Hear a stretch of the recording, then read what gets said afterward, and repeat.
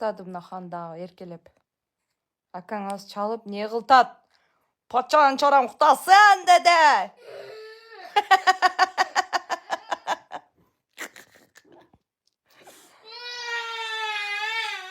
Бала келің.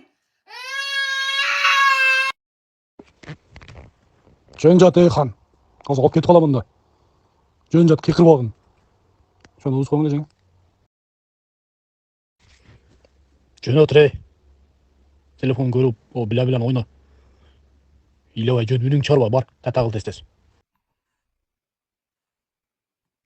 Не деді азыр, ака?